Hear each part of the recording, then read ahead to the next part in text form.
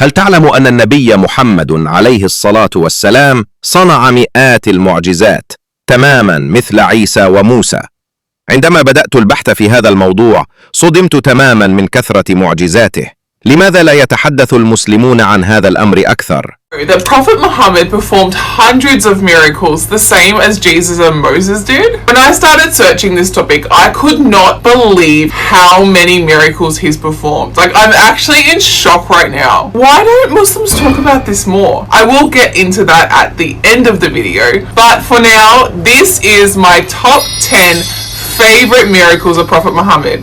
Let me know in the comments if yours are the same as mine. Let's go. Number 10. Prophet Muhammad could speak to animals. He spoke to sheep, he spoke to camels, wolves, dogs, even ants. But one of my favorite stories is in the cave. During the migration to Medina, Prophet Muhammad was running away from his enemy, the Quraysh, who wanted to try and kill him and stop the spread of Islam.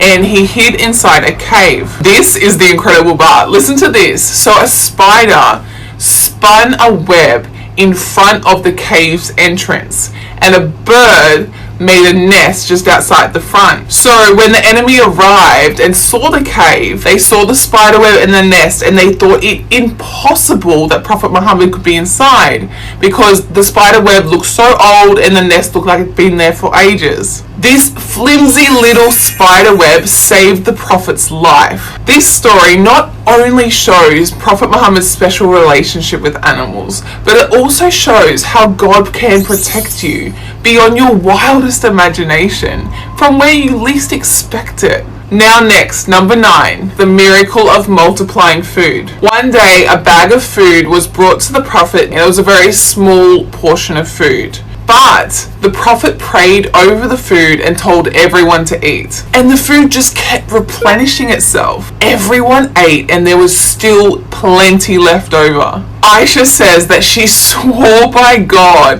that if they had continued eating, the food would never have finished until the Day of Judgment. What?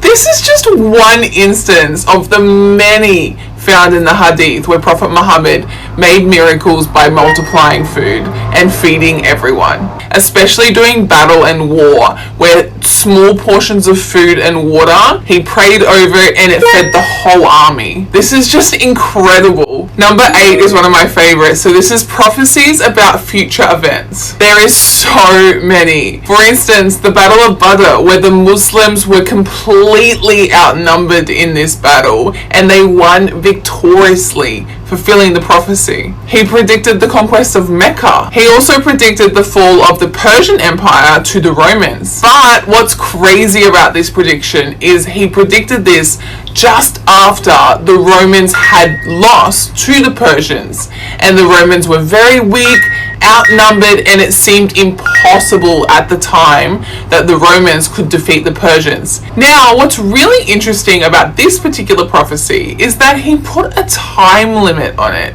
of a few years. So if it didn't happen, that's the end of his prophecy. That's a really, really risky move to do. So this is just proof that Prophet Muhammad is inspired by God. Also, just before we move on to the next point, I just wanted to also mention one more prediction prophecy that I absolutely love. So, Prophet Muhammad, during his lifetime, predicted something that happens hundreds of years later. Like, this is just incredible. So, he predicted the fall of Constantinople to the Muslims, aka modern Turkey, and I'm currently here right now, so it's really interesting to see the history of this country. Now, at the time, this prediction would have sounded completely impossible. Think about it. Prophet Muhammad was basically in the desert, in the middle of like sand and mountains and rocks, in a tiny little village, and he's saying that Islam is going to take over the biggest empire in the world. An empire that has unlimited military, massive walls, protection, very, very rich empire. So it's just crazy to think that that would happen. I actually got to witness some of the ruins of this war, and they were massive. These walls that the Ottoman Empire broke through are massive, and there's 3 layers of walls that they got through to get in. It's just honestly incredible how they did this. Now, number 7 is the end of time prophecies. Oh, I love these ones so much. So Prophet Muhammad predicted at the end of times that everyone will be obsessed with luxury, vanity, and competing, building tall buildings. How could someone in the middle of the desert 1400 years ago even comprehend the idea of skyscrapers and modern day cities?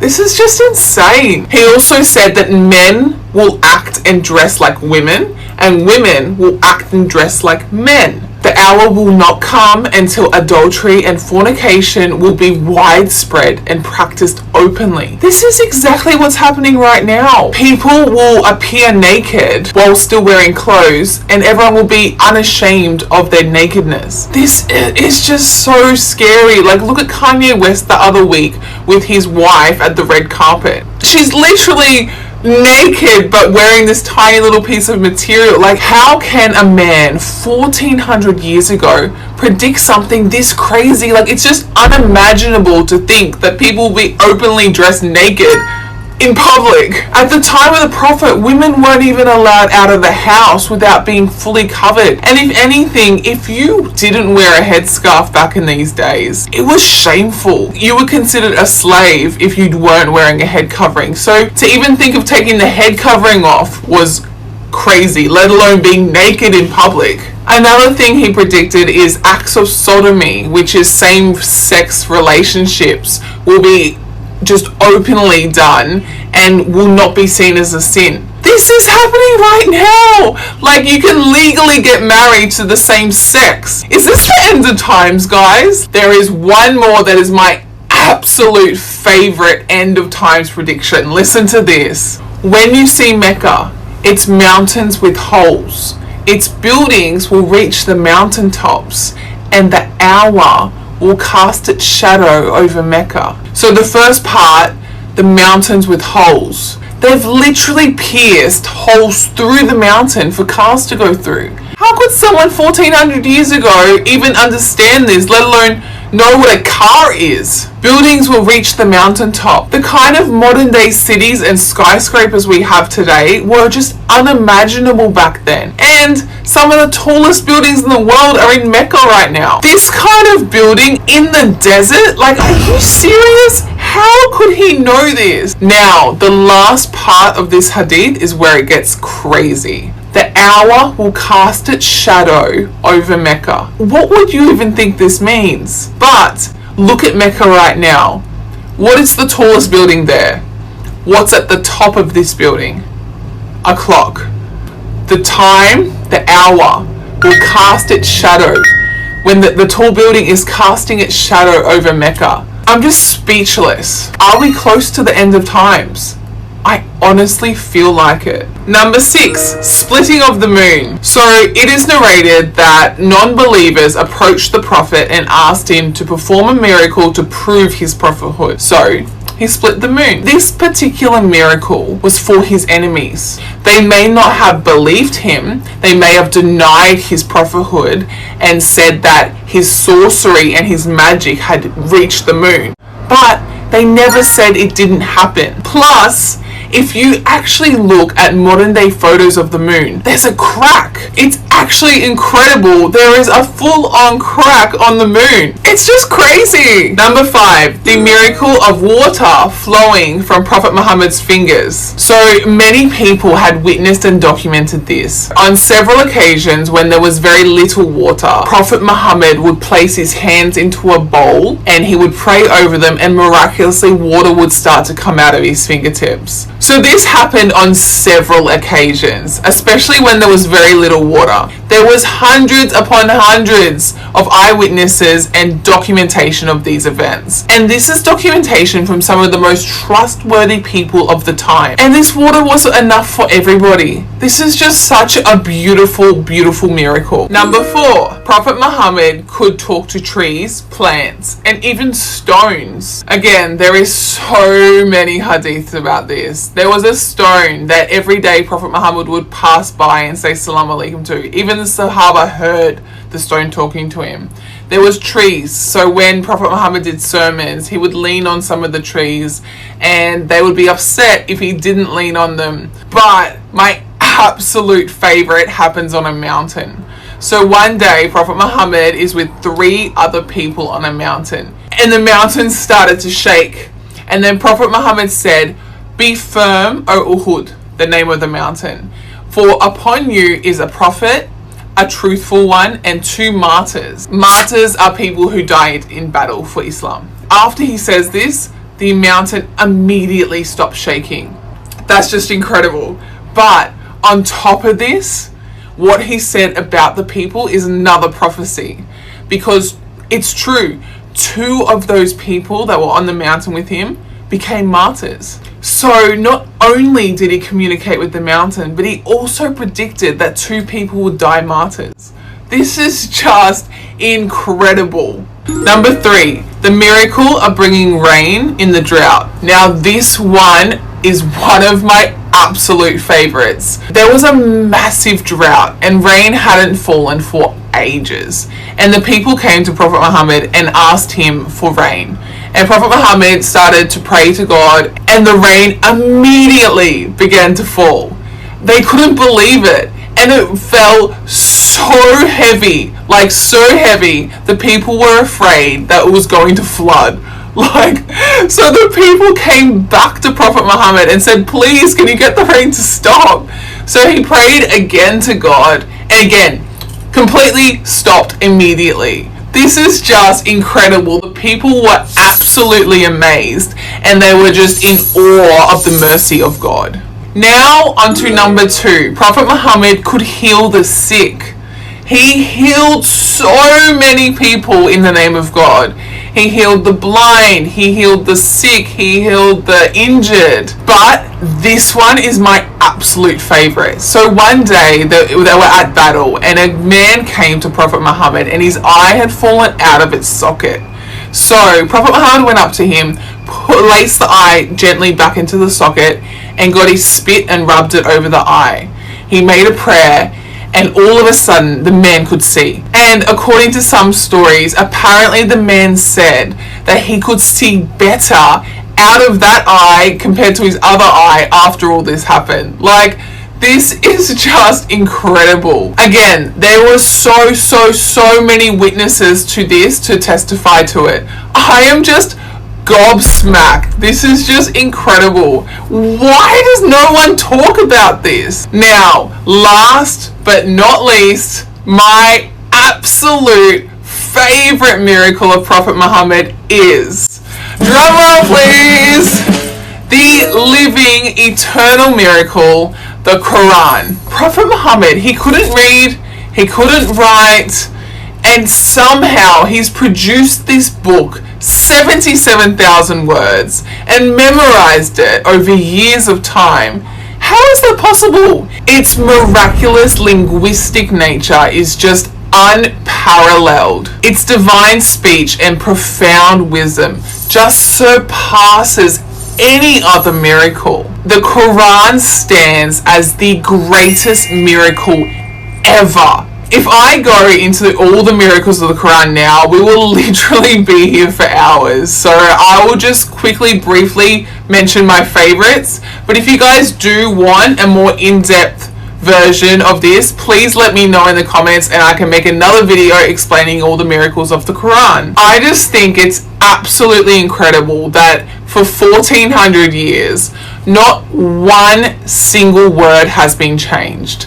God literally said that he will protect the Quran, and it's happened. We know for a fact that that the Quran is the exact same as what it was when it was revealed to Prophet Muhammad. We've got original scriptures that are carbon dated back to the time of the Prophet. We've got the Sana manuscript, we've got the Topkapi manuscript, the Birmingham manuscript. It's all there and it's all exactly the same. It's just incredible. And on top of that, it's been memorized by billions of people throughout the years. Like, it's just impossible to change the Quran. I was actually praying in the mosque the other day and the Imam made a mistake in the prayer and people straight away called it out and knew the difference and knew there was a mistake. So it's just impossible for the Quran to be changed at all. It's an exact match to what the Prophet Muhammad revealed 1400 years ago. Oh, and just one more thing that I absolutely love about the Quran is in chapter 223, the Quran actually challenges the disbelievers to produce something similar to the Quran, even just one verse, and they can't. The unbelievers at the time actually chose to go to war than to do this simple task. This just proves that it's the word of God. If anyone could come up to this task, they would, and that would be the end of Islam. Not even ChatGPT today can replicate even one verse of the Quran. Just wow. And one more thing is the Quran, like when I read it, it feels like it's speaking to me. It feels like it's a modern day book. It doesn't feel like it's outdated, that it was written 1400 years ago. So it's just amazing that the Quran was able to continually be refreshed and renewed and be able to be understood no matter what time you live in. So why are Muslims gatekeeping all these miracles of Prophet Muhammad? But I do kind of think I know why they've done this. Because the answer, I believe, lies in the last miracle, the Quran. I personally feel like Muslims don't speak about the miracles of Prophet Muhammad because they don't want that to dilute the main message of Islam, which is the Quran and God's word. The main message is the oneness of God and what our personal responsibilities is during our lifetime and our test. So if people put more emphasis on this rather than that, I feel like that would dilute the whole objective of Islam. So while Prophet Muhammad's miracles are absolutely insane, I just feel like they shouldn't be the main focus of Islam. But yeah, anyways, thank you so much for watching today. I hope you guys enjoyed it. I learnt so much making this video, so thank you so much for tuning in and I'll see you guys next time. What do you guys think?